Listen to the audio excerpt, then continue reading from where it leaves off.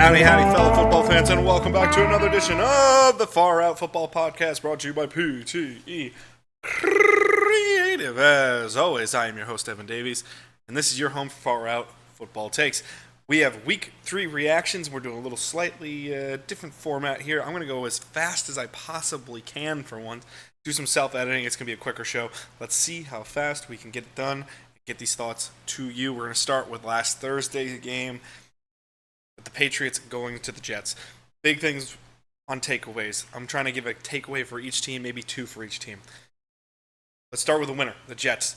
They had continuity on offense. They had more balanced attack with the rush getting involved, and you saw a little bit more of that Aaron Rodgers control. They're really trying to control the ball and control the line of scrimmage through Aaron and then facilitate through. And he has some playmakers around him to see what's going to happen. That needs to continue. Their pass rush came alive a little bit, but I think that goes more to the takeaway of the Patriots here. The Patriots, their defense wasn't bad, but they were just under constant duress, and they got no rest whatsoever because their offensive line could not keep their offense on field. It was pitiful to see their offensive line. It was one of my greatest concerns and why I thought they were the least talented team in the league was their offensive line. That's what scared me in the preseason. Now, I'm not going to walk back any comments that I made. They've impressed me thus far. They were very competitive. They beat the Bengals in a good fashion.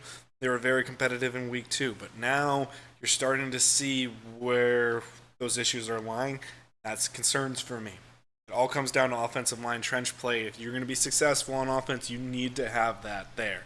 There are very few outlier teams that don't have that. They need to figure that out. Good on the Jets figuring out their stuff with some continuity. Patriots need to figure that out.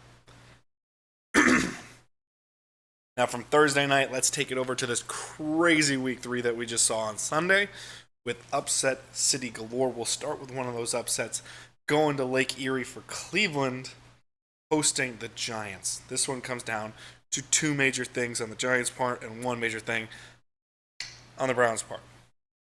Giants, on the positivity side, who have a star in Malik Neighbors. Fed him the ball, you understood it. That's complemented by the fact that Daniel Jones didn't make any giant fuck-ups today. Stayed on his feet, knew when to get rid of the ball, knew to force-feed the ball to Neighbors when it was safe to do so. They did a good job there. That's great. And Wan'Dale Robinson also got a little bit involved, so that's great. Second thing on their part, their defense came to play. 8 sacks is hard to overcome. Brian Burns looked like the star acquisition he needs to be. That was great on their part as well. Good for them to hit that. Cleveland, on the other hand, here's a statistic that you never want to hear. And you can find new statistics every single week because there's always some way for the numbers to find you something. But here's the craziest thing. Since the year 2000, this current iteration of the Browns offense, through 3 weeks, weeks 1 through 3, is the worst it's been in the last 25 years since the year 2000.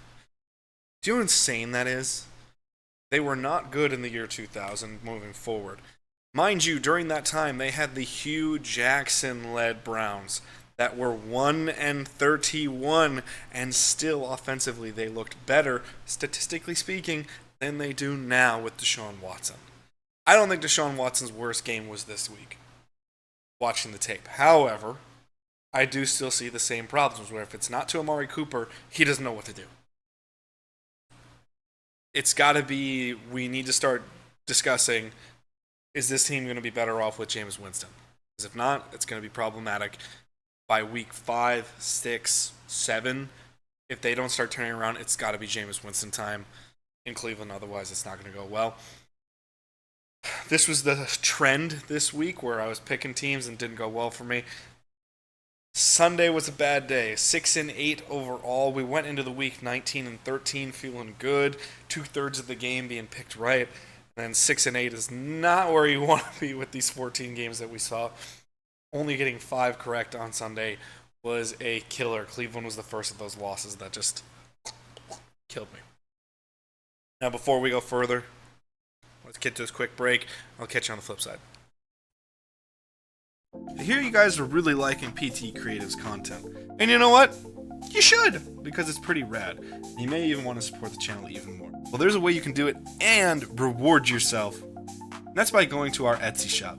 Head on over to PTE Creative's Etsy shop and you can find all kinds of cool merch like you see on screen. You may be watching some of our Pokemon themed content and going, I'd love some merch there. You can do that. You can even get our custom Fakemon stickers right there, or stickers of existing Pokemon, t-shirts, or mystery packs. But you may be saying, I don't know if Pokemon's maybe my vibe. You know what? That's fine, because we got all kinds of fun, snarky millennial content and sports-related things over at the Etsy shop as well. You maybe got some big bench warmer energy that you just got to spread with the world. Or maybe you just need to tell people that you hope both teams are having fun as they're playing, because it's just all about vibes to you, and you hate to see it.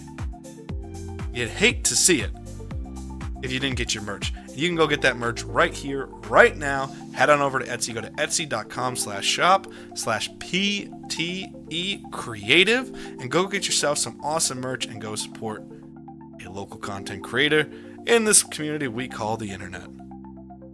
Hope y'all see some great merch coming soon from Etsy. Go to PT Creative on Etsy and get yourself some great merch. No! And we're back, folks. Be sure to check out the Etsy shop, and thank you for listening to that message. We're going to go back into incoherency land of not knowing what's going on. Just smorgasbord of weird. Houston Texans going up to Minnesota. Houston was trying to make the case that they're the best team in the NFL. That's what they were trying to assert themselves. And Minnesota said, nah. No, Minnesota says absolutely no to that one. And they kicked Houston's ass. Early on in the game, it was a little bit more circumstantial. Big things for Houston.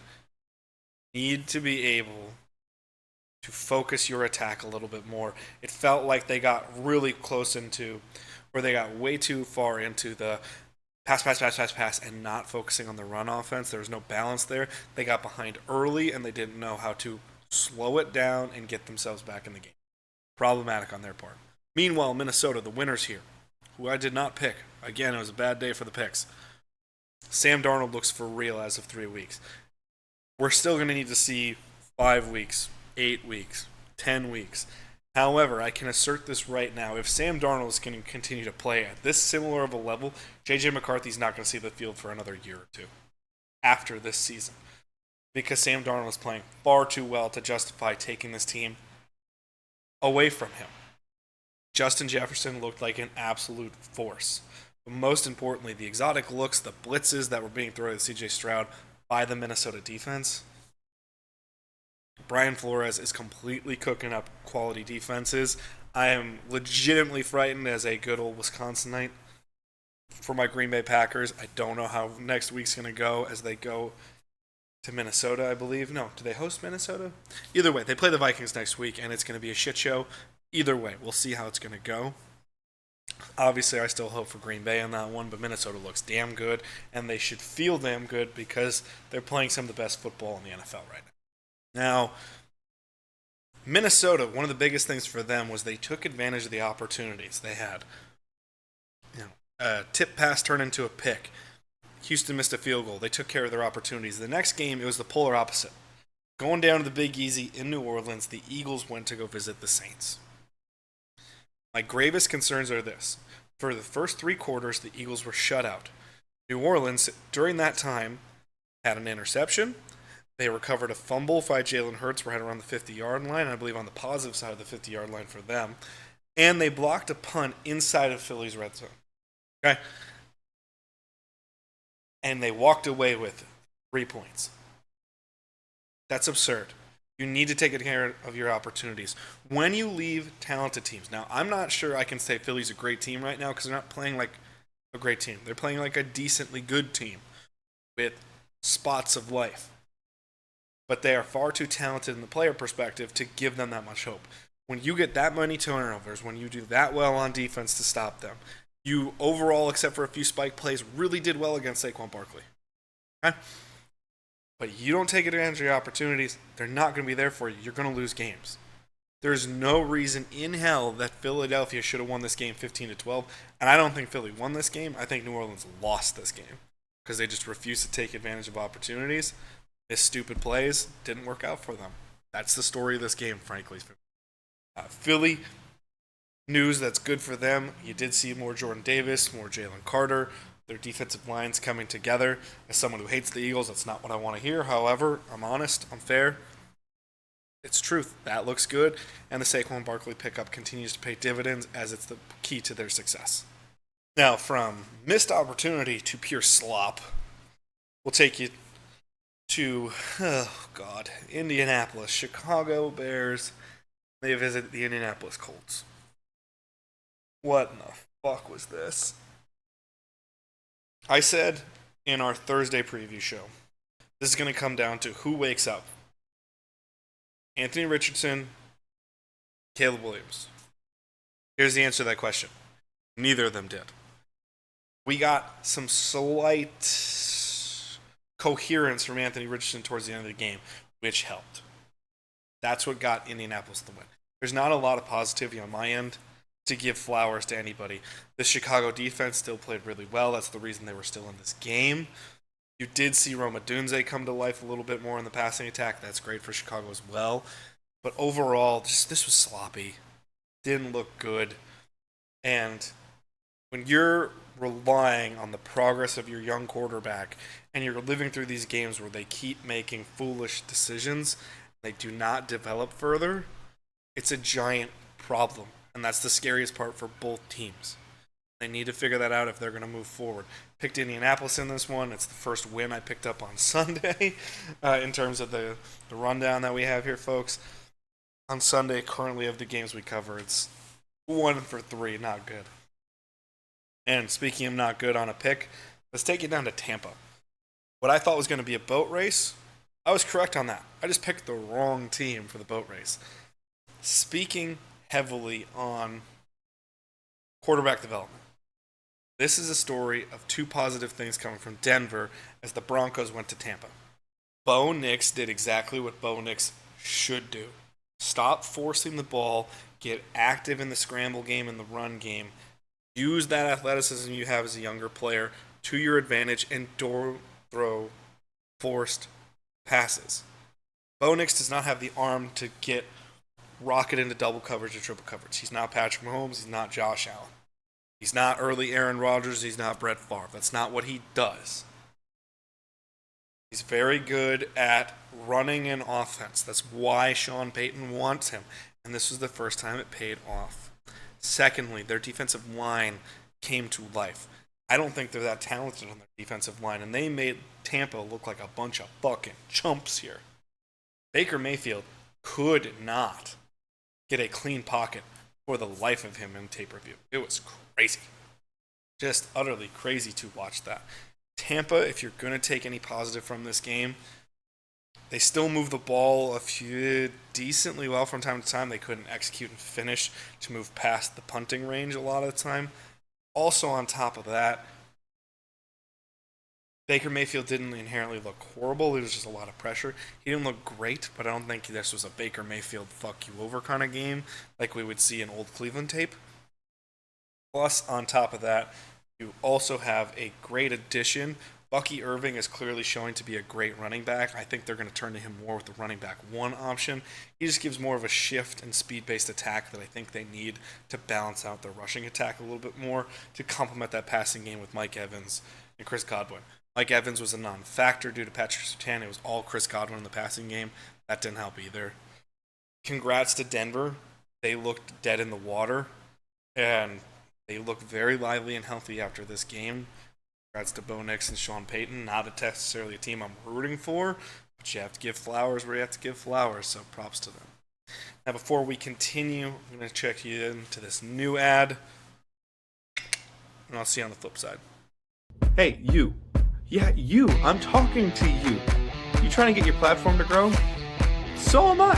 And I want to help you out. Let's help each other out. I'm trying a new thing on my podcast and all of my weekly content. I have content Monday through Saturday on YouTube, TikTok, Instagram, Spotify, all kinds of different platforms, and I want to help you grow as well. So now, if you like, comment, subscribe on this video, or follow wherever you may be, you may get a shout out in one of my next projects. That's what I'm going to try to do for you because you're a small-time creator just like me, and I want us both to grow. So like, comment, subscribe for more, follow wherever you can. Tell me a little bit about yourself, and I'll try to help you out as well by giving you a shout out. Let's go do this together. Peace. Thank you so much for listening to that sponsor message here.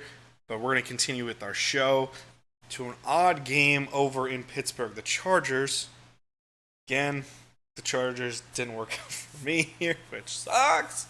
That's fine. They go over to Pittsburgh. Pittsburgh, here's the biggest note for you. Justin Fields' passer showed up to play. He still has things that I'm not looking forward to seeing on tape. Looks like he's always trying to wind up so much. And it's very strange the way he's passing the ball. But Justin Fields' passer came to play. This wasn't week one where it was anemic and sad and all field goals. Justin Fields was really taking care of this offense, commanding the ball down the field to George Pickens and company. Used Pat Freiermuth really well. A little bit more balanced attack. That's really good for Pittsburgh. Chargers, here's your biggest thing. You walked away with your quarterback getting hurt. This game was about 10-10, 10-13. And then Justin Herbert left the building. And still, we didn't see a blowout. So that's great that you know your team's still disciplined, but you need to make sure that your quarterback is okay.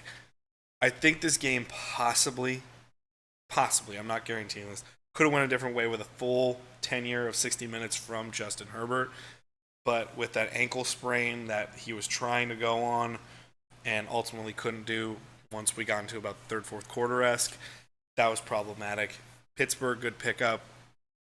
And good for you finding some passing stuff. That's great for Pittsburgh Steelers fans. If you've been checking out our socials, there's been a lot of Steeler content where I don't have a lot of faith in them. And frankly, for them to currently be 3-0 with this iteration of their team is utterly ridiculous. Okay? Their offense is still not great, but they're developing. And for them to be 3-0 at this point of the season just points to the excellence of Mike Tomlin and their coaching staff, plus their defensive liabilities are completely sewn up. Props to you, Pittsburgh. Now, Pittsburgh, kind of a weird case. Let's go to another weird case. We have Miami taking the full road trip over to Seattle. Did pick this game correctly, picked Seattle because it all came down to one thing. Skylar Thompson's not good at his job. You need a great backup quarterback. We saw that in spades down in Tennessee, which we'll talk about in a couple minutes. Skylar Thompson is trying to make these rollout passes that make no sense, as if he's got all this arm talent to just whip it in like he's Aaron Rodgers or make these sliding throws like he's Mahomes. He ain't that. What I don't understand is what Mike McDaniel, I don't think, set anyone in their offense up for success in the first half whatsoever. Second half got a little bit better. They got more competitive. But frankly, this was a team that felt like they had no hope because they lost their starting quarterback, and that's what the case was. They lost their starting quarterback, and they completely lost their belief. We're going to talk about in the next game. Belief is a big thing. You need to believe you have a chance. Watching the tape, especially in the first half, it looked like the entire Miami Dolphin team felt they had no chance to win this game, and it shows. Seattle, Geno's passing the ball really well. DK Metcalf's coming to life a little bit more in that offense. That's great. They need to learn how to close. This game was way too close in the end stages when it shouldn't have been. That's what scares me for Seattle, but I think it's something they can sew up. Geno's playing great football. You need to just worry about your defense and get them sewn up to put a team away. It's a big thing. But I said belief. Got this game wrong because I just didn't think belief could do this much. I was wrong. Carolina Panthers, clearly what looked like the worst team through 2 weeks of the season, went out to Vegas, who's riding high. They just beat Baltimore. They're feeling good about themselves. And here they are. They go into a game with the Raiders, and they start passing the ball downfield in an NFL game. Balanced attack with rushing that does more than 2 yards because not everyone can just load the box with Andy Dalton as a quarterback as opposed to Bryce Young. We saw Adam Thielen get involved. We saw Deontay Johnson get involved. We saw Xavier Legette get involved. We saw Chuba Hubbard really chewing up some ground there, and their offensive line going to work, believing that they weren't just going to be a scapegoat. It is amazing to see what happens when a team believes that they can win. Carolina looks like a team that just got released from prison, and they have a new lease on life. Oh, what? Look at all the potential I have. It's sad because as someone who is a Bryce Young believer, this is just a huge indictment on Bryce Young this game. Who knows if this is going to continue? But this is what I thought Carolina could be with Bryce Young at the helm. Why? I didn't think they were going to be world beaters. I still don't think Carolina with Andy Dalton is going to magically turn around and be a playoff team. That's not what I'm saying. But the iteration of Carolina that we saw on Sunday is what I was expecting to see this year. More pieces, more competitive, more balanced attack. They're going to be in more games. They're going to be competitive and win 5 or 6. That's what I thought. I think this current iteration of Carolina with Andy Dalton could do that. But I think they really need to figure out what's going to happen with Bryce Young to completely solve that. That's your biggest one. Vegas, what the hell happened? Riding high, and then you lost your passing attack. It looked like Max Crosby wasn't really involved whatsoever. Sorry, your pass rushing attack. Looked like your defensive line wasn't really involved whatsoever. You're still playing no penalty football. That's really good. Good for you on that one. But if you're not going to exercise your opportunities to succeed, there's no point in doing this. You need to figure that out. And the flip side of belief, we'll go Detroit, Arizona as our next game here. But props to Carolina getting out of the winless column. At this point, thankfully, they're not going to be winless all year. There was concerns last week that I thought they could go winless. But from here, we're going to go to my boy Kyler Murray, and that's where I think this game plays out with Detroit and Arizona.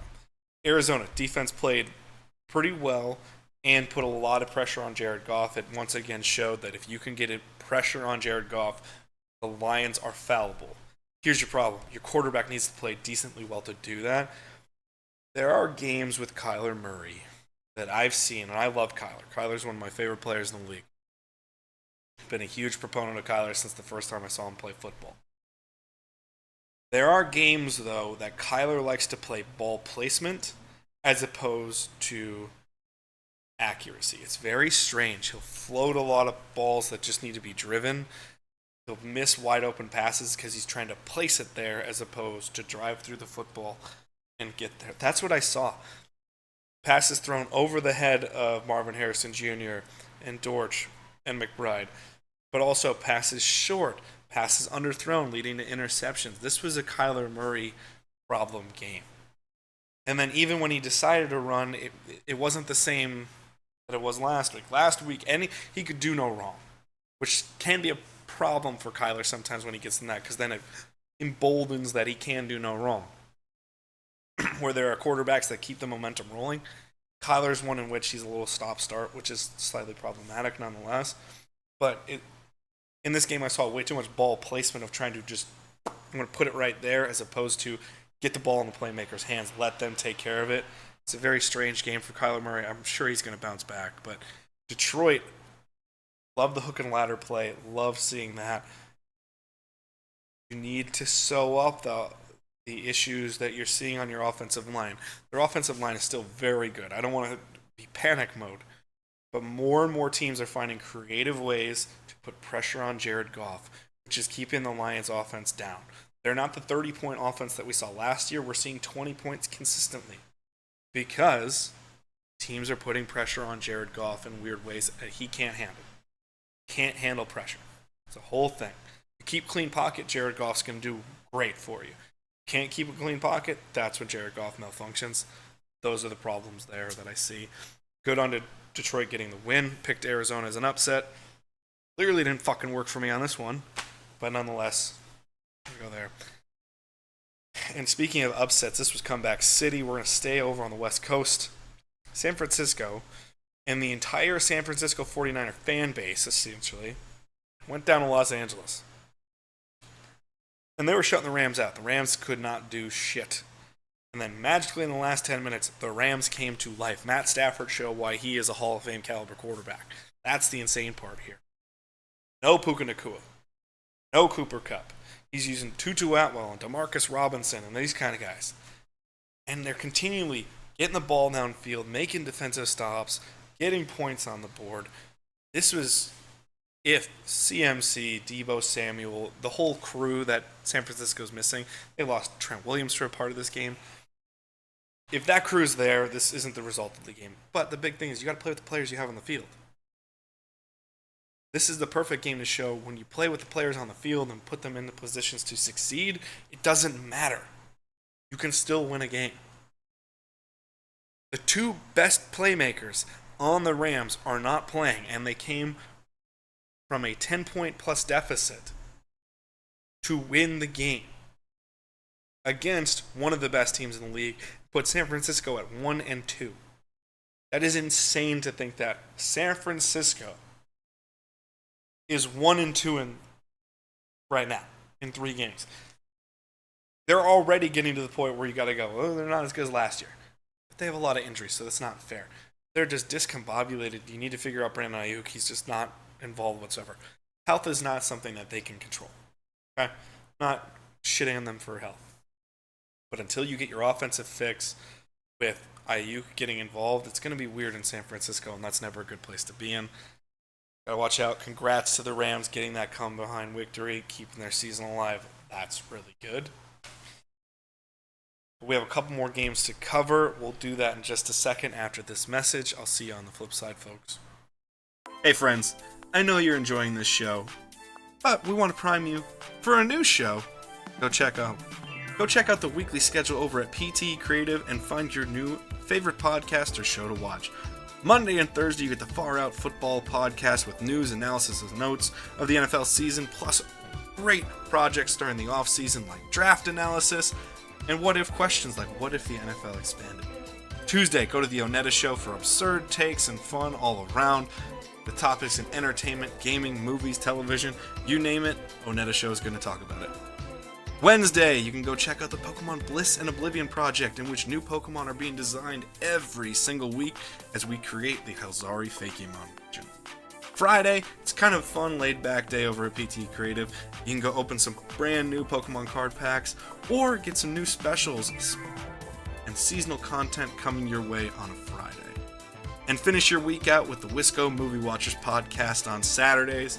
Get great movie recommendations, learn some movie history, and just have a grand old time listening to some dialogue. It's going to be a whole heck of a lot of fun over on Saturdays, just like it is every single day over at PTE Creative.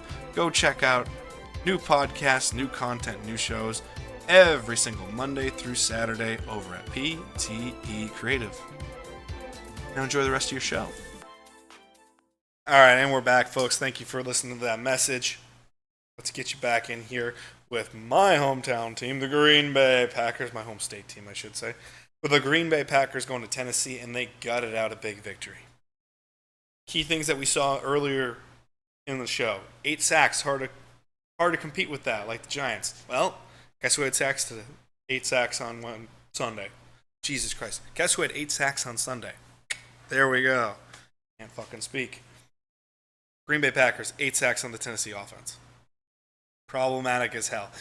I saw it during the telecast. They were trying to say, oh, they really shored up their left side of their line, but their right side they got to fix. The right side is not the only fucking problem here in Tennessee. Will Levis did play better, but still had a bad pick. Overall, he was better. He wasn't making any bone dead decisions, but the pick 6 from Jair Alexander in that game was so abundantly obvious that anyone watching the tape can see why it happened. Jair Alexander just sat on the route, and Levis didn't even look. He just went, I'm going over DeAndre Hopkins no matter what. And didn't even pay attention to the corner sitting on a basic hitch route. What the fuck are you doing? Makes no goddamn sense. Got a bad hit. Also fumbled the ball. I'm not going to count that against him. It sucks. Just taking a big hit near the head. Didn't get hit in the head, but in near the head. Lost possession of the ball. Green Bay defense came to play.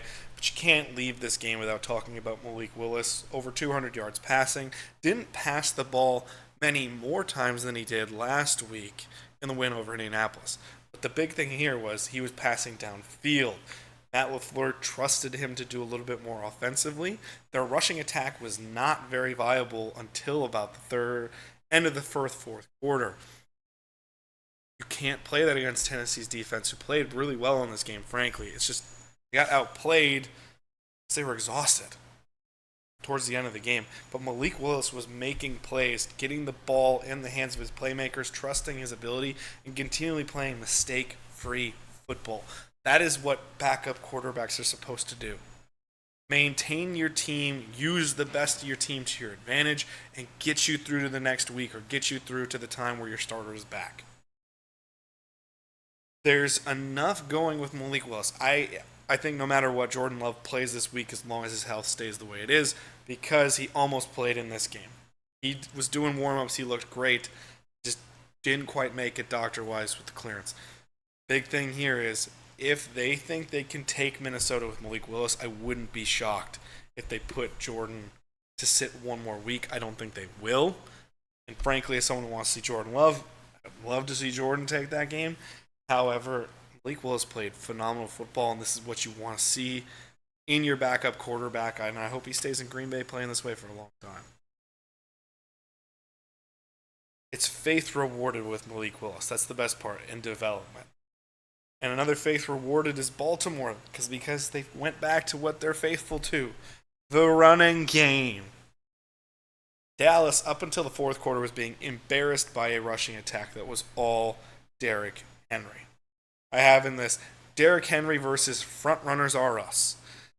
The Dallas Cowboy defense, the Dallas Cowboys in general, look to me like a weird, warped version of the Warren Moon run and shoot Houston Oilers. Now, you have to be a big historian to get that one, but the Houston Oilers team back in the day was, they couldn't maintain leads against great teams because they didn't know how to run the ball and maintain and take giant chunks of clock off. They could score points at will against most teams, but it was about fast-paced, down-the-field attack, pass. They didn't really have a balanced attack that could really hold the ball and get them through some of those tougher times if the pass wasn't getting through them. Dallas is in a weird spot like that. They have no rushing attack. It's all Dak Prescott forcing the ball downfield. And CeeDee Lamb was a pouty little bitch on Sunday. I don't know what the fuck was going on, but go watch his body language. He was pouting like a motherfucker over it. And frankly, he should be, after watching his team's defense just get annihilated in a passing attack. Props to them. They came back, and Baltimore kind of was giving them chances to get involved. It was weird to see John Harbaugh, who's not usually that conservative, get a little conservative. But they still got the win. They stayed faithful to a rushing attack. That's what Baltimore's good at. That's what they should do. However, another big note here, Justin Tucker has been missing kicks left and right, and it's been the end of last season and the beginning of this season. 2-3 more games like this, it might be time to believe this is the downfall of Justin Tucker. Which would be a shame because he's one of, if not the best kicker in NFL history, but it's been bad lately for Justin Tucker. Baltimore, that's another issue they're going to have to figure out. They want to keep this momentum going. They're going to keep rushing the ball with Derrick Henry. I think that's the best option for them, but we'll see. Because they need to compete with the team that won on Sunday night. Biggest concern there. Sunday night. Dramatic pause for no effect. Kansas City went to Atlanta in Sunday Night Football. I have written down, I'm not sure KC wants to win these games. Okay? When I'm not rooting for the Packers, my greatest enjoyment as a fan is watching the Chiefs. I've been in love with Patrick Mahomes as a player since I first saw tape of him at Texas Tech. I'm a huge believer in Patrick Mahomes. There is something weird going on in that offense. Not having Isaiah Pacheco sucks. It's just, there's a missing component that's not really there. Having Rashee Rice is saving their ass on offense. Defensively, that's what's saving them the most, is the fact that their defense is coming to play in big spots. They're showing championship caliber defense.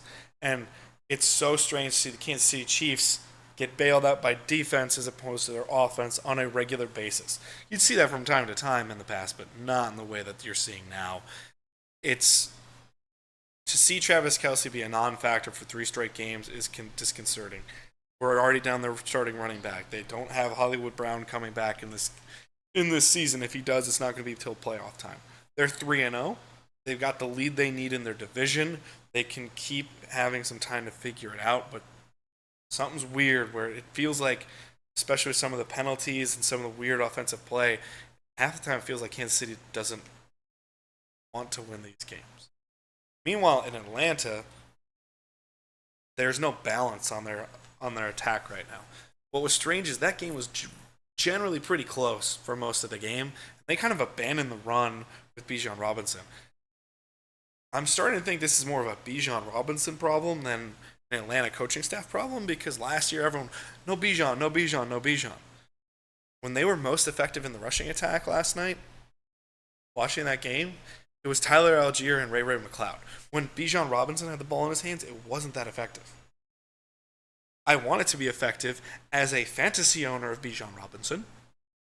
However, nonetheless, when they give the ball to Bijan Robinson, it's not working up for them. It makes no sense whatsoever. They need to figure those issues out. Positively speaking, Kirk Cousins is looking like he's getting a flow with Drake London and Kyle Pitts. Good for Atlanta there. But these are the kind of games Atlanta can't drop, especially with New Orleans playing the way they are and Tampa playing the way they were.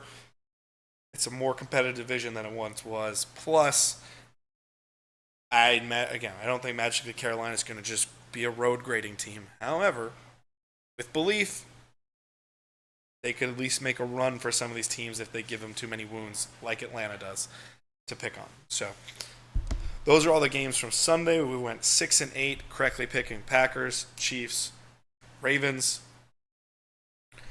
Seahawks, Colts, and then Thursday night's Jets game. Going 6-8 through Sunday, so that puts us up to 25-21. We'll have to see how Monday Night Football goes, and I'll give you some quick thoughts on that after the break. That is a pretty good idea. Never thought about it like that. Interesting. Oh. Hello there. You caught me at time with my headphones on and listening to a podcast. But that means I'm having a great day because I'm listening to a podcast on Spotify. You know what's awesome about Spotify listening to a podcast is, unlike YouTube, where screen goes dark and poof, all your sound is cut off, Spotify, you can take it anywhere. Just let it play and it'll play for you. Just like you can listen to all of these PT creative awesome podcasts on Spotify anytime you like, right on the go. Far Out Football Podcast Monday and Thursday, the ONETA Show every Tuesday, which is tremendous, and you may be listening to right now, maybe not, I'm not sure. Or even the Wisco Movie Watchers Podcast, which is a tremendous movie podcast, and I got so many recommendations from that podcast. God, they are just so smart over there, those boys. And the best part about it, when I'm listening to Spotify podcasts, man, I can just take it anywhere and I don't have to look at my phone. It's so good, it's even Dragon's Order proof. Go check out our podcast, PTE Creative, on Spotify right now. And give us a star rating when you can. Peace! And thank you, folks, for listening to that last break of the show. We're going to wrap it up quick with some quick Monday Night Football thoughts. You already got a better preview last week, so I'm not going to drone over it. Buffalo is favored with Jacksonville visiting them. I'm thinking the fucking marks. The Jacksonville Jaguars are going to choke it again. I think the Jacksonville Jaguars are going to go 0-3 because Josh Allen's just going to eviscerate them unless Trevor Lawrence gets it together. I said this last week. Till Trevor Lawrence shows me he can play consistently, I am not picking the Jacksonville Jaguars, and that will be the case. Unless the team is just so bad that I have to pick against them for Jacksonville. I'm looking for some points up in Buffalo for the Bills. And conversely, it's a dumb Monday night doubleheader. We have Washington going to the Bengals. The Bengals are favored because they played better against the Chiefs. They're still 7-point favorites, which is a little rich for my blood. I still think Cincinnati gets the win. The biggest thing here is can they contain Jaden Daniels so that they have more clock to run through. They do get T. Higgins back. I think they're going to make a big focus on T. Higgins and Jamar Chase, especially because Jamar just looked out of it last week. He was just pissy and moany and didn't get the ball, and that was problematic. For the Bengals' sake, I hope they see that. However, as someone who doesn't like the Bengals, fucking cares. But this game's going to come down to, can Jaden Daniels be contained enough so that it isn't close at the end? This is a game that Cincinnati should definitely win, and that's why I'm picking Cincinnati. However, if they can't contain Jaden Daniels, that's going to be a giant problem because it's going to be a lot of clock that they don't get to work with, and giving more breaks to that problematic Washington defense. You got to be able to take advantage of that. I'm still taking Buffalo and Cincinnati tonight, but we'll see how it all goes, and I'll see you guys on Thursday for our next show. We're going to be playing a game called Homecoming on Thursday, which can be a little fun. New iteration for the show that I can't wait to get involved with, and I hope you guys enjoy it. Not much quicker on this one because apparently I like to talk, but I tried. Trying to get you through a little bit faster. But thank you guys so much for watching and for listening. Go check us out on socials and be sure to follow your team wherever you can. Peace, love, and